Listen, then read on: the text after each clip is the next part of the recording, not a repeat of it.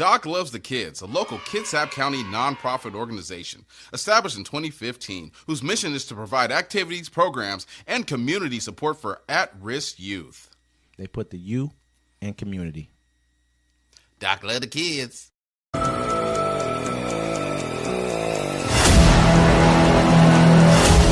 Welcome to Uncommon Courtesy.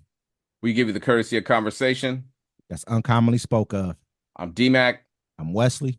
And this is the show.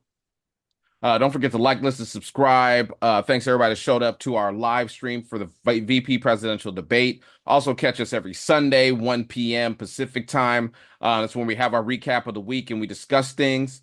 What's going on in the world right now. Before we get on to the debate, I want to talk about Iran has fired missiles at Israel in retaliation against their current bombing of Lebanon. Sirens blare across Israel and loud booms were heard late Tuesday after Iran launched a missile attack on the country. The Israeli military said its missile defense system carried out a large number of interceptions, and the U.S. defense official said the United States intercepted some of the missiles to help defend Israel. After about 45 minutes, Israel Defense Force said it was safe for people across Israel to leave shelters. Spokesperson Rear Admiral Daniel Hagari said the military did not identify any additional aerial threats from Iran. Hagari said that while a few of the Iranian weapons did land and an assessment were ongoing, the IDF was not aware of any casualties. Now, from what I saw on X, yeah, they did some damage. They did a lot of damage. They took out the airport, they took out the Air Force, all their jets. Really? Yeah, they blew them all. They blew them up. They got a lot of. They took out the Air Force Air Base. They showed the pictures of it. They hit a lot of military targets. They hit Mossad's building where he was at. They hit a lot of targets. I mean, I watched Mossad is like their secret service kind of. You know what I mean? Like, okay, so I won't say secret service. Excuse me. It's like their CIA. They showed the video. Like, one thing you can do, the news out here can tell you what they want to tell you, but that's only one good thing about X. You will see everything on Twitter. I'm not going to call it that. On Twitter, they're showing the missiles dropping. They're showing all the missiles they fired. They show the ones getting intercepted. They show where they landed. They showed the people in the bunkers screaming and crying. I saw some videos. People just like recording like it was just regular stuff going on. You know what I mean? Walking around like it was regular. And I say here it says at least one person was killed. I've also heard other reports of like upwards of 8 people being killed. I think the biggest concern about this right now is Iran had to do this. I mean, you've already attacked them. You've already killed an official within their country. I mean, whether you want to call him a terrorist or not, he was in their country. In their country. You know, I mean, you didn't do it in Qatar. You didn't do it in Turkey. You didn't do it anywhere else. And so you're trying to provoke them to war. Also, you know, you've been striking Hezbollah, which is their proxy, which Iran can't really sit back and say, hey, you can't attack Hezbollah or Houthis because that would be saying that these guys are working for me, you know. But at the same time, Iran has to do something. You know, they can't be a big brother and not fight for the little brothers who they have out there at the same, you know. And so America, that's just a major concern because just like the other day when you showed me the clip of the guy who was representing 58 Arab and Muslim countries. I think it was 57 Arab and Muslim countries at the UN Assembly. He said, hey, look, we'll have peace with Israel. It can be a state with a 2-state solution for Israel and Palestine. He was like, that is our end game. He's like, ask Israel what theirs is. Because right now they're not going to tell you one. There's just to start endless war after endless war after endless war. And this, I told you, that's what he said. And this is the response to all that. They're like, what do you want to do? Do you want peace?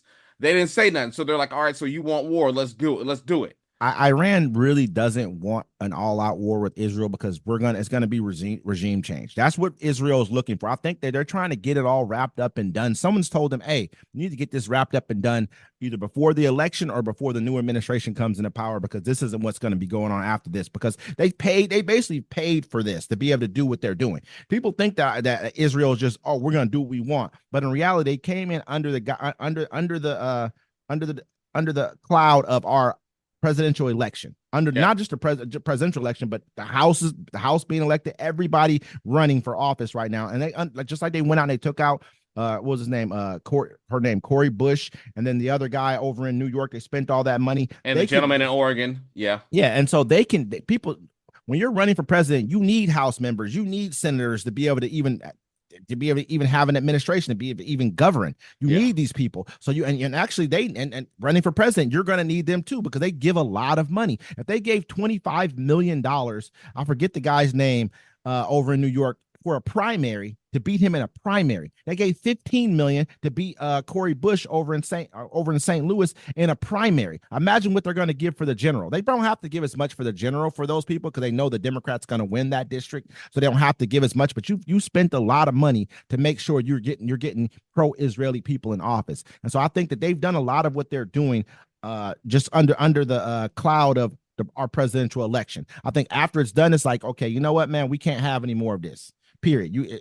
I think if it was a Joe Biden presidency, or if it was a Trump presidency, me personally, I feel like they wouldn't care. I don't think Trump's really too much. You're calling Chuck Schumer a Palestinian. You're almost degrading what being a Palestinian means. Well, I mean, that's a horrible thing too. And when he first said it, I was like, if I was Palestinian American and I lived in America and I hear him say that, like, damn, that's like calling me the N-word. Yeah, you know what I'm saying? Or it's like calling somebody else, you're acting like a black person. You know what I'm saying? Like, pretty much, you're acting like a black person. Exactly. That's pretty much what you don't think a person who would say that about a Jewish senator from a Jewish senator from New York who's been pro-Israeli you're Jewish. I mean, not only top of that, he's been pro-Israel his entire career. Now you're calling him like a negative word. You're saying he's a Palestinian, using that as a negative term towards him. You think that he wouldn't say something like that?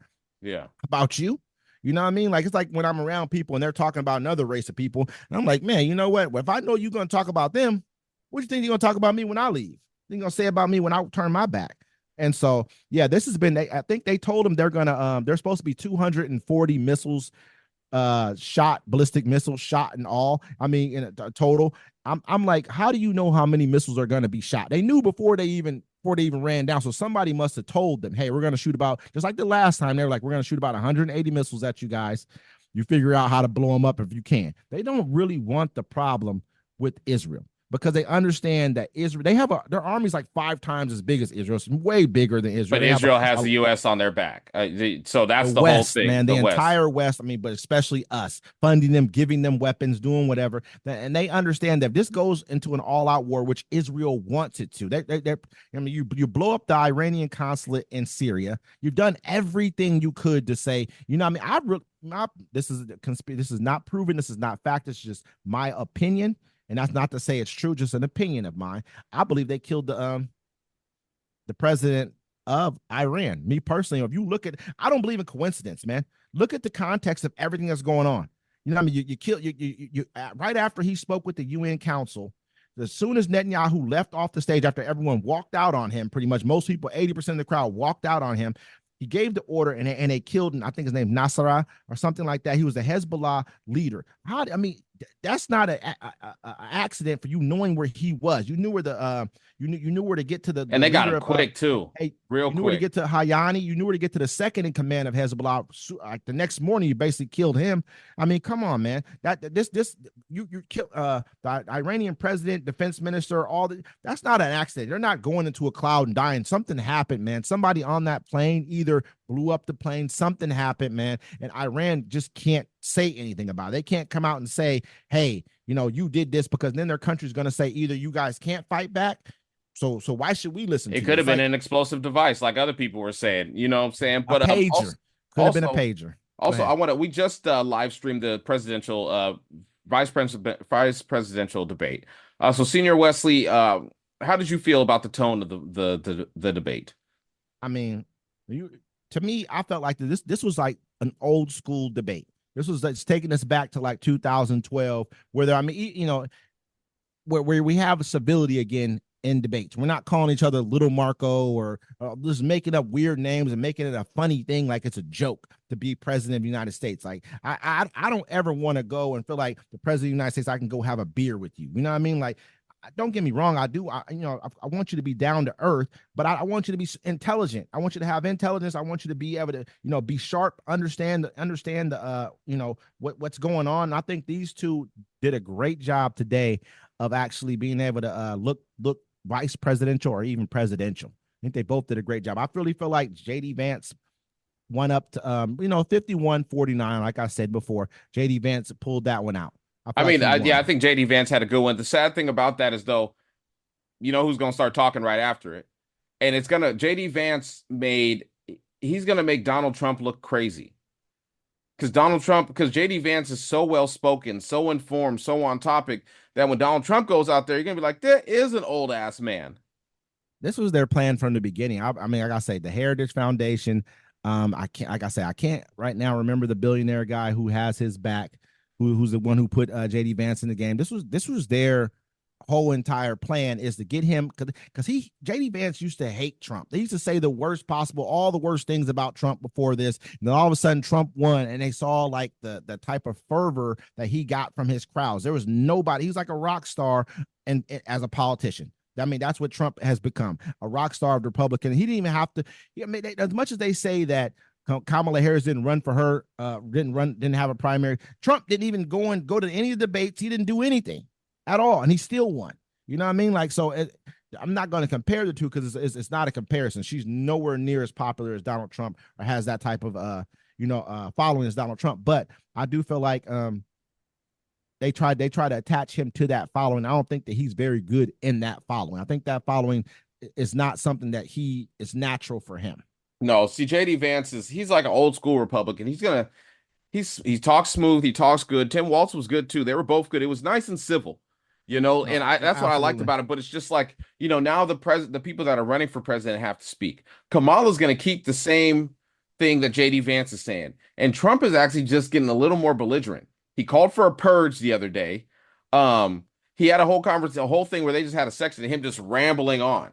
He wasn't even talking about it. He was just rambling. It was weird. You're like, damn, he's old, but the media is not going to test him on that. So, I mean, it's going to be good. We have 34 days by the time Yep. you see this, 34 days until the election. I don't think anyone's vote has been changed. No, but it was a great debate, though. It was a Definitely good great debate. debate. Yeah. It was actually better than the presidential one. Go ahead. Yeah, Russia to raise defense budget by 25% to the highest level on record. Russia is to increase its spending on defense by 25% to its highest on record as Vladimir Putin vows to continue his war efforts in Ukraine and further escalate his standoff with the West. The latest planned increase in spending will take Russia's defense budget to a record 13.5 trillion rubles, which is 109 billion euros in 2025, according to draft budget documents published on Monday on the parliament's website.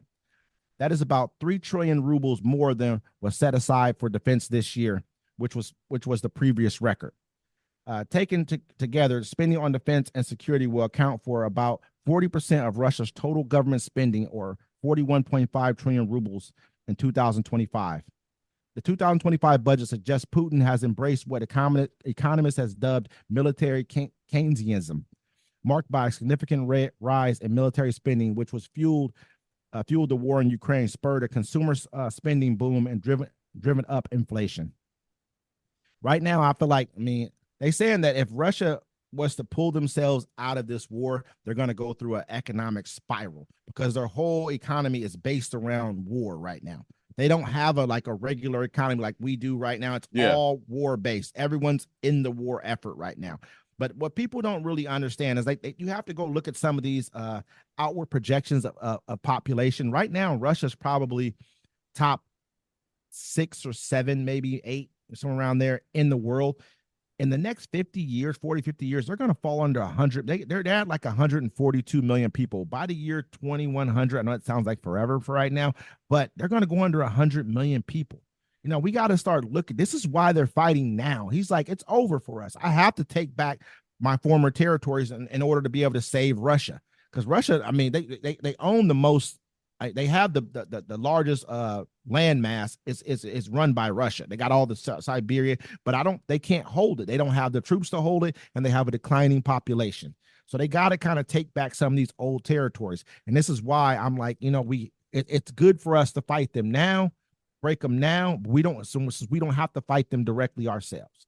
You know what I mean? Yeah, yeah. I mean, it's gonna be interesting to see. I mean, when a dog's in a corner, it gets more vicious. Absolutely. So, you know what I'm saying? Like, he's not just gonna bow out and stop. He could have done that months ago.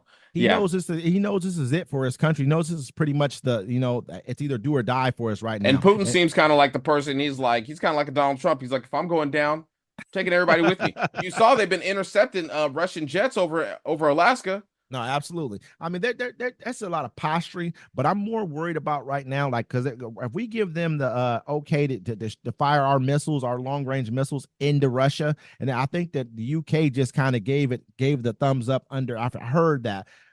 They kind of gave the thumbs up to do so. If we give that thumbs up and they start advancing, this is the first nuclear powered country to ever, not nuclear powered, but nuclear armed country to ever be invaded. This is the first one, Russia. You know what I mean? This is crazy. Russia, I don't think previous to this, I think the last people who invaded Russia were the Nazis. You know what I mean? That's it, you know, and they weren't they didn't have nukes at that point in time. So we'll see how this kind of gets turned out. Yeah, it's going to be a wild one. Here, I wanted to do this one. No, go ahead. Go ahead. UFO spotted hovering in sky, shot down by U.S. jet fighter. A newly released image of a UFO shot down by a U.S. fighter jet over Canada in 2023 has raised questions about the object seen over the Yukon. Obtained via Canada Freedom of Information request from CTV News, the grainy image of the UFO seems to be a photocopy of an email printout. The outlet says the blurred image depicted a cylindrical object, identified as a suspected balloon. It was situated over 40,000 feet above Canada in February 2023, just days before it was shot down. On February 11, 2023, a U.S. F-22 fighter jet successfully intercepted and shot down the object. It had been tracked flying over Alaska 8 days prior.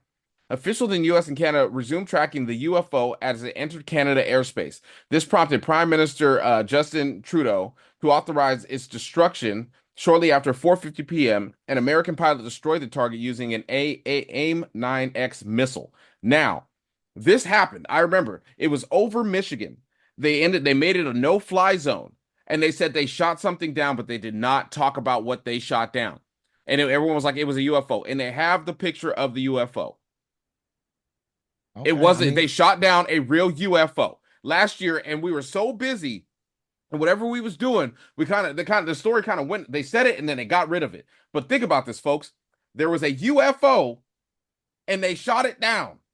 That is news. And now we have the UFO's mothership hovering, and they're saying it's an extra planet. They're saying it's another moon. They're saying, it's another moon. No, it's the mothership of the ship we just shot down. And it's going to be here for a while. Because now it has, they'll be like, what were you doing shooting down our tortoise? Now the aliens sound like Russians. Yeah, the Russians sound like aliens. You know what I'm saying? I got you now. My bad. What do you mean? I don't know how alien talks. I never met one. They said over the Yukon, huh? Yeah, over the Yukon. They had one. Look, it came from it was Alaska. It was over in Alaska. Then it hovered over by because they had two of them. They shot two of them down, and within weeks there was that one. There was that one, and there was another one flying over. And I'm gonna be honest with you. It makes it very, very difficult. I'm like, we can shoot down a spacecraft that can travel that far in space, can be shot down by our, by our primitive weapons. It just sounds great. I'm not saying it's not. How are our weapons primitive? Just because we can't go into space and shoot laser guns. Yeah, man. But when you come into Earth, we got business for you. You know what I'm saying? Man. I understand what you mean. I'm not saying it couldn't happen. I'm just saying, to me, it's like if a person can travel through space, they figured all this out, but they gonna let a bullet beat them out. They've already been through the bullet phase. They've already had those.